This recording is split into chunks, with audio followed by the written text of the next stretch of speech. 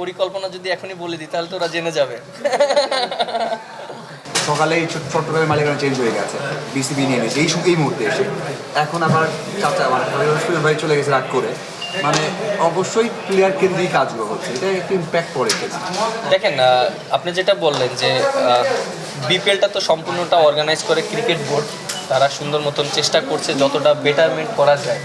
আর যেহেতু আপনি যেটা বললেন যে চিটাগং ক্রিকেট বোর্ড নিয়েছে, হয়তো এর ভিতরে অনেকটা রিজন আছে, এর জন্যই বোর্ড নিয়েছে। এবং আমার কাছে মনে হয় এটা একটা ভালো পজিটিভ দিক, কারণ সব প্লেয়াররা সেফলিভাবে মনে করেন যে জিনিসটা ক্রিকেট বোর্ড বলেছে যে প্লেয়ারদের সবসময় আমরা ইনশিওর করবো প্লেয়াররা যেন সবসময় সেফ থাকে এবং তারা যেন পেমেন্টটা পায়। সো আমার কাছে মনে হয় এটা প্লেয়ারদের জন্য একটা ভালো একটা জিনিস, যেটা ক্রিকেট বোর্ডের আন্ডারে তারা খেলবে। আমাদেরকে আজকে ওনারা ডেকেছেন এবং আমাদেরকে সবাইকে চেক দিবে। তাই আপনি যেহেতু মানে অলমোস্ট এখন সবচেয়ে সিনিয়রদের একজন আর কি, 12-13 বছর ধরে ক্রিকেট খেলছেন, সেজন্য আপনার কাছে জানতে চাও আর কি, ধরেন এই যে নানান ধরনের আলোচনা আসছে, এখানে ক্রিকেটটা একটু উপেক্ষিত হয়ে যাচ্ছে আর কি। ধরেন আপনি কালকে ম্যাচ খেলতে নামবেন, সেটা নিয়ে একটু আলাপ কম, অন্যান্য বিষয়গুলো আলোচনা যখন চলে আসে, এজ এ ক্রিকেটারকে এটা একটু খারাপ লাগে কিনা যে ক্রিকেটটা হচ্ছে অন্য কিছু মুখ্য হয়ে যাচ্ছে আগে? দেখেন, আমাদের অ্যাজ এ প্লেয়ার হিসেবে আমাদের কাজ হলো মাঠে ক্রিকেট খেলা, পারফর্ম করা। আউটসাইড যে জিনিসগুলো হবে সে জন্য ম্যানেজমেন্ট আছে এবং যারা অর্গানাইজ আছে তারা এই জিনিসগুলো ভালো মতন অর্গানাইজ করবে। বাট আমার কাছে মনে হয় যে আমার কাছে মনে হয় না যে আমাদের এই খেলার ভিতর ইম্প্যাক্ট পড়বে, কারণ আমরা প্রফেশনাল প্লেয়ার। আমরা চেষ্টা করব যে মাঠে পারফর্ম করার জন্য। আমরা কি দেখতে পারি? আমরা দেখতে পারি যে মাঠে খেলা হচ্ছে কিনা। কালকে বিপিএল স্টার্ট হচ্ছে, সো আমাদের ফোকাস থাকা উচিত বিপিএল নিয়ে। এবং আমরা কালকে যেহেতু রাজশাহীর সাথে ম্যাচ, আমার কাছে মনে হয় যে আমরা প্লেয়ার হিসাবে আমরা যদি আমাদের পারফরমেন্স কীভাবে করতে হবে, ভালো খেলতে হবে, এইগুলো নিয়ে আমাদের ফোকাস করা উচিত। আপনাদের টিমটা নিয়ে যদি একটু বলেন, মানে বেস্ট ব্যালেন্স টিম, একটু আলাদা একটু কম হচ্ছে হয়তো, রংপুর বা রাজশাহী নিয়ে অনেক আলাপ হচ্ছে, সিলেট যেহেতু একটু এখানে ছিল, মানে ওভারঅল আপনার টিমটা কেমন? আপনার কি মনে হয় যে বেস্ট ব্যালেন্স টিম এবং আপনারা ভালোভাবে ফাইট করবেন চ্যাম্পিয়নশিপের জন্য? দেখেন, চ্যাম্পিয়নশিপ তো অনেক দূরের ব্যাপার, বাট এখনও 10টা ম্যাচ খেলতে হবে, দেন তারপরে টপ র্যাঙ্কিংয়ে থাকতে হবে, দেন সেমিফাইনাল, ফাইনাল, মানে অনেক দূরের বিষয়।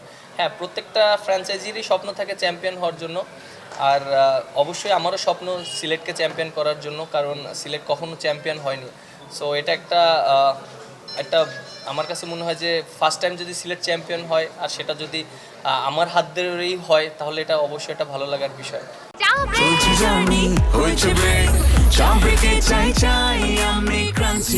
যে কোনো চা ব্রেকে বিস ক্লাব ড্রাই কেক, চায়ের সাথে আয়েশ। যখন এত ইস্যু চলে আসে, বাইরের এত ইস্যু, আপনাদের প্লেয়ারদের মাঝেও কি এগুলো নিয়ে কথা হয়? যখন শুনছেন যে চট্টগ্রামের মালিকানা চেঞ্জ হচ্ছে, আপনারাও কি নিজেদের মধ্যে এগুলো নিয়ে কথা বলেন? আমরা তো আসলে এইসব ব্যাপার নিয়ে ডিসকাস করার সময় নেই, কারণ আমরা প্র্যাকটিস করে আসলাম। দেখেন, এখন আমরা হোটেলে যাব, আমাদের টিম মিটিং আছে, কালকের ম্যাচ নিয়ে আমাদের প্ল্যানিং করতে হবে। সো এটা আউটসাইডের একটা বিষয়। আমরা ফোকাস করছি যেহেতু আমাদের টিম, এগুলো আমরা যদি বেশি ডিসকাস করি হবে কি টিম এনভায়রনমেন্ট নষ্ট হবে। সো আমরা চাচ্ছি না যে এইসব ব্যাপার নিয়ে বাইরের জিনিসগুলো নিয়ে কি একটা বিপিএলকে কম্পিটিটিভ টুর্নামেন্ট হওয়া থেকে পিছিয়ে দিচ্ছে, এটা কি মনে হচ্ছে? দেখেন, যারা অর্গানাইজার, যারা এই বিপিএলটাকে অর্গানাইজ করছে ক্রিকেট বোর্ড, আমার কাছে মনে হয় তারা যারা আছে এই রোলে, এবং তারা এই জিনিসটাকে নিশ্চিত করবে যে টুর্নামেন্টটাকে কীভাবে ভালো জায়গায় নিয়ে যাওয়া যায়, এবং তারাই এটা ইনশিওর করবেন। হয়তো সেফটির জন্য তারা অনেক কিছু ডিসিশন নিচ্ছে, হয়তো এটা লেটে হচ্ছে, বাট আমার কাছে অ্যাট দ্য সেম টাইম মনে হচ্ছে যে তারা সুন্দরভাবে প্রপার ওয়েতে যদি করতে পারে বিপিএলটা খুব ভালো হবে। বিরাজ, কালকে দুই ক্যাপ্টেনের লড়াই ন্যাশনাল টিমের, গেল বছর শেষ বলে ম্যাচটা হেরে গিয়ে আপনার দল ফাইনালে শেষ পর্যন্ত যেতে পারেনি। এনভায়রনমেন্টটা কেমন দেখছেন এবং রাজশাহী অন্যতম পৌঁছানো দল, রাজশাহীকে প্রতিপক্ষ হিসেবে কিভাবে? প্রথম কোশ্চেনটা কি আমি দুই ক্যাপ্টেনের লড়াই, আপনি এবং শান্ত আগামীকাল, মানে এই জিনিসটাকে কতটা উপভোগ করছেন? হোম ক্রাউড, এবং গেলবার আপনার ক্যাপ্টেন্সিতে একেবারে ফাইনালের কাছে চলে গিয়েছিল, শেষ মুহূর্তে আসলে খুলনা হেরে গিয়েছিল, ওইটা একটা ওই ভুল থেকে বা ভুল বলে কিনা, ওইটা একটা আসলে লেসন কিনা, এবং রাজশাহী টিমটাকে কীভাবে জাজ করছে?